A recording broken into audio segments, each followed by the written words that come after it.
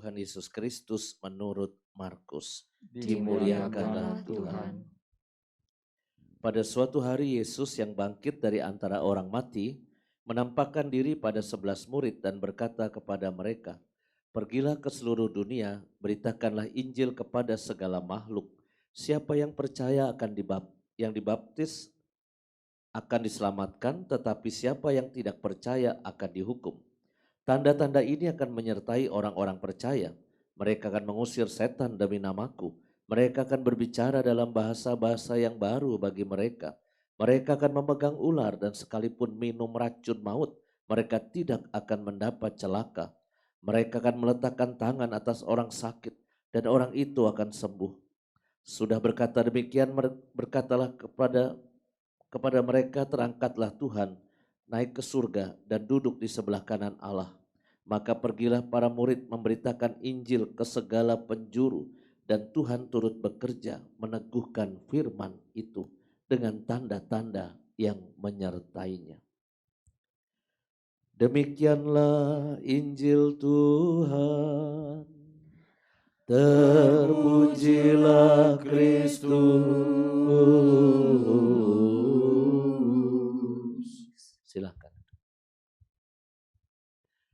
Ibu bapak, saudara-saudariku yang dikasih Tuhan, dari awal misa tadi kita selalu mendengar kata Injil, Injil, Injil, Injil. Saya menduga ketika Anda mendengar kata Injil, yang muncul di kepala Anda adalah sebuah buku Alkitab.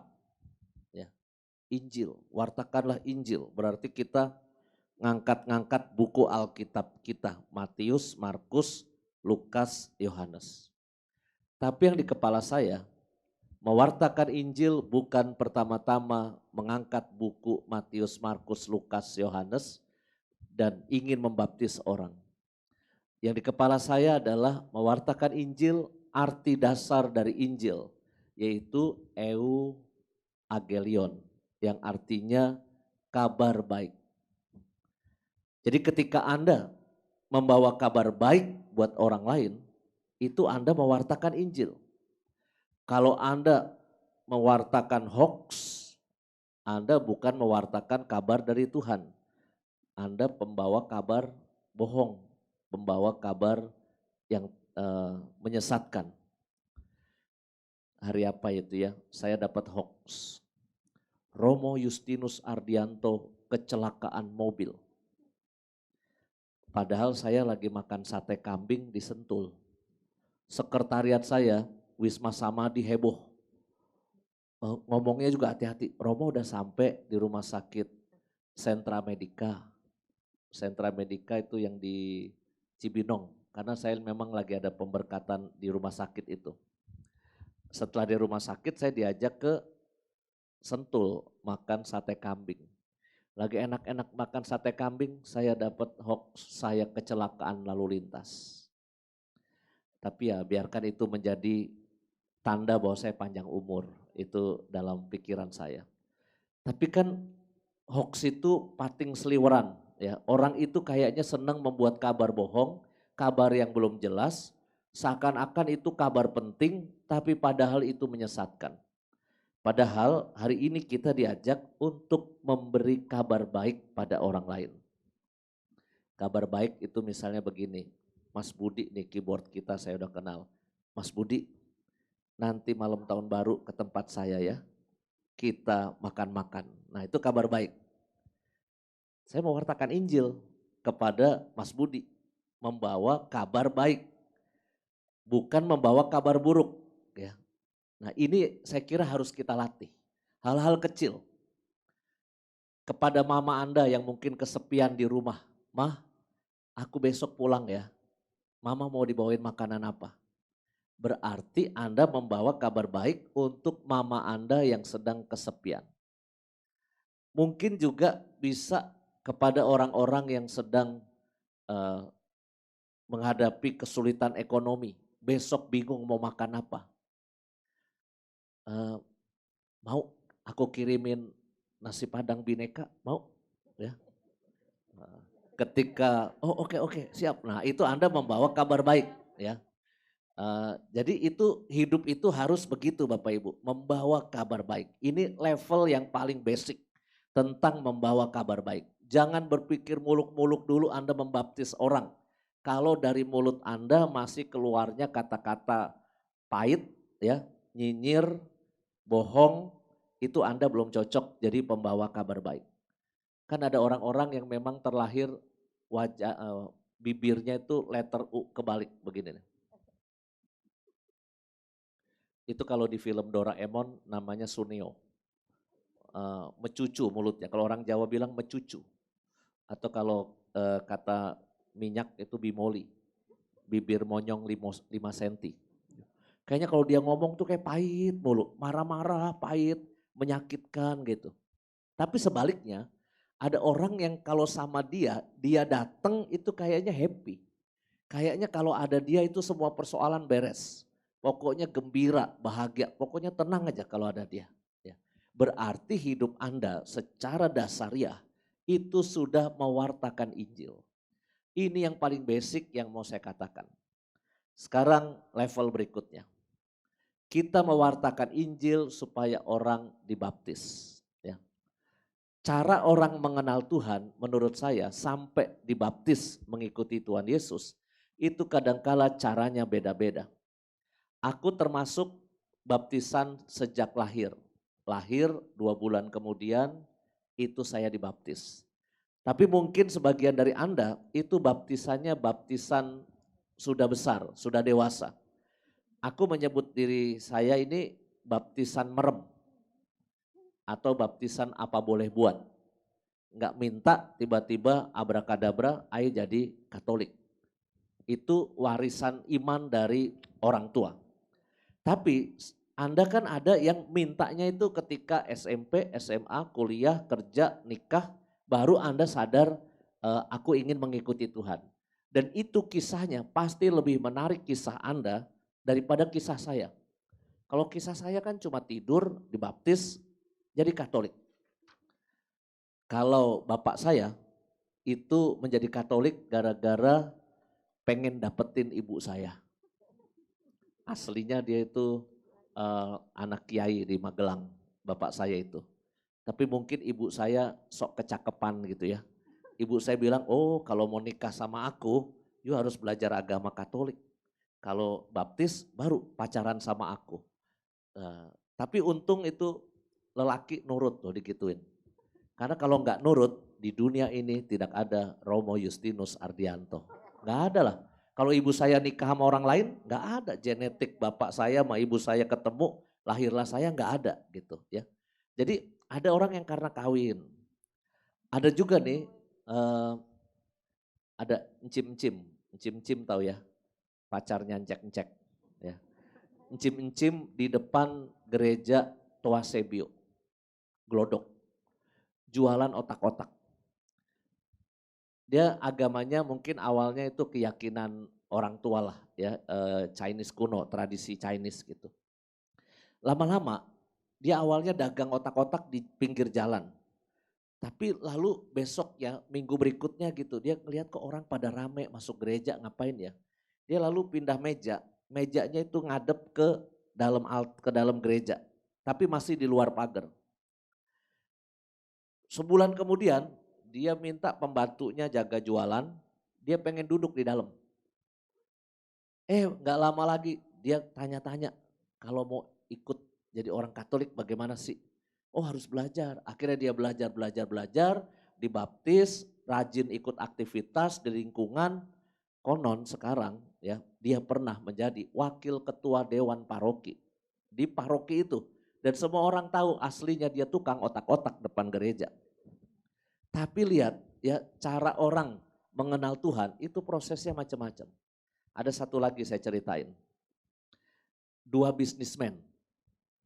Bisnismen ini dua-duanya ini suka kong kali kong bikin ya namanya orang berbisnis kadangkala ada cara-cara yang ya miring-miring dikit, gelap-gelap dikit gitu ya.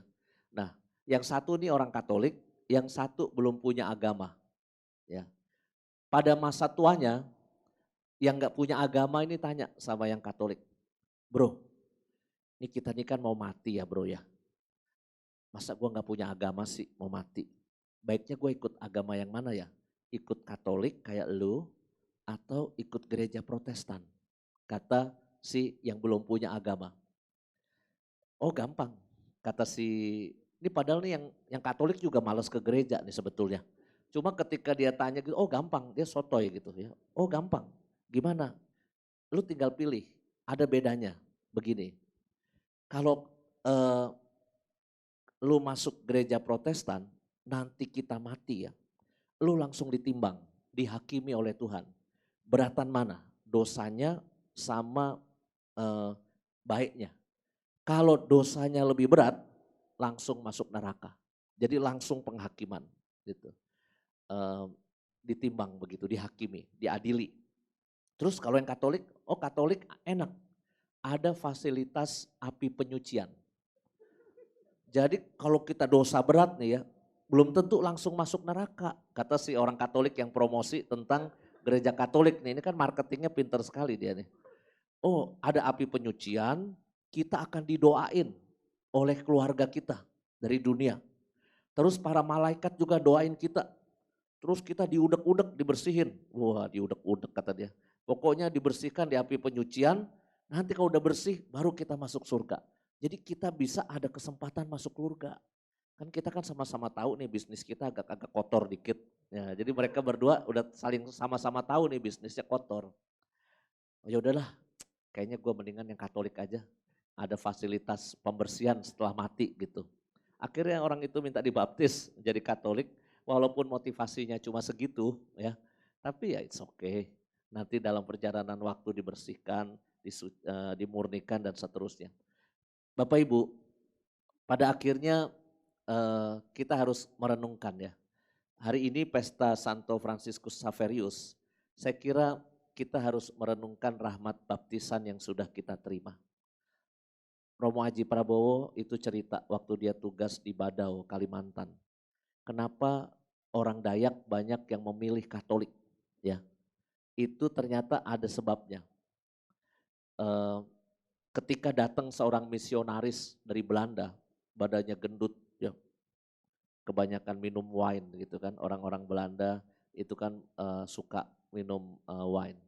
Terus datang nih Romo ini, misionaris. Ketika disuguhin daging babi, kok Romonya makan? Wih, Romonya makan. Terus ketika disuguhin tuak, wih, Romonya minum tuak. Bahkan minumnya tuh banyak. Diadu sama Raja Tuak dari Kalimantan. Raja Tuaknya pingsan. Romonya cuma miring-miring doang gitu. Terus pas mimpin ibadah kok pakai pendupaan. Pakai asap didupain gitu ya. Kan orang Dayak itu suka pada pakai ada warisan-warisan leluhur, benda-benda gitu ya.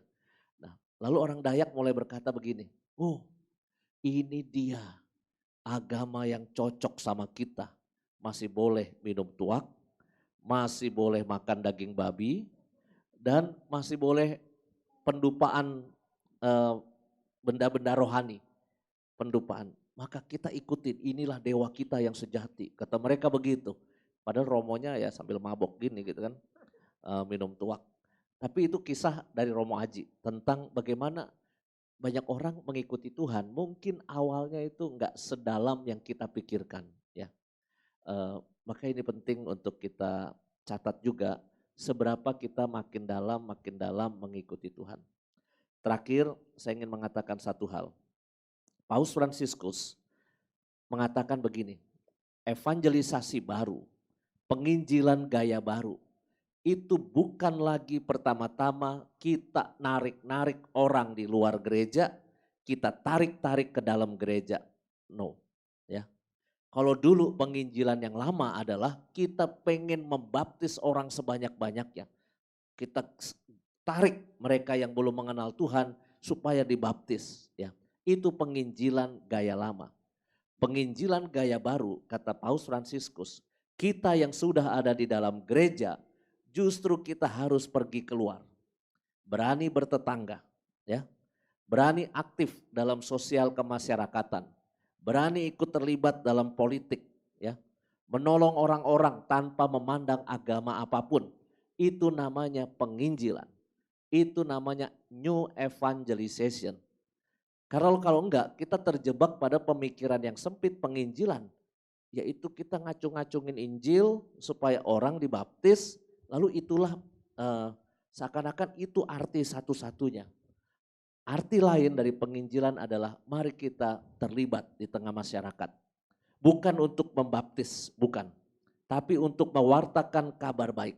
Ya, bahwa inilah aku orang Katolik yang sudah dijamah oleh Tuhan, sudah dibaptis, aku sekarang ingin membawa kabar gembira dimanapun aku berada. Gak usah ikutin agama aku pertama-tama. Tapi mari kita membagi sukacita dalam kehidupan itu. Maka ini saya kira sejajar dengan spirit ya dari negara ini. Ingin tetap menjaga kesatuan bangsa kita sambil tetap saling menghormati agama kita apapun itu. Ya, kita ingin tetap saling menghormati. Ya, bukan ingin mengatakan siapa yang lebih benar, siapa yang salah, sama sekali nggak relevan karena ya nanti aja kalau udah mati baru ketahuan sebetulnya ya. Sekarang selama kita masih di dunia, mari kita hidup saling menghormati dan kita membawa kabar baik kepada orang lain tanpa perlu tanya agama dia apa ya. Maka mudah-mudahan kita bisa menjadi pewarta Injil dalam kehidupan kita dan memberikan sukacita kepada siapapun yang hadir di tengah-tengah kita. Amin.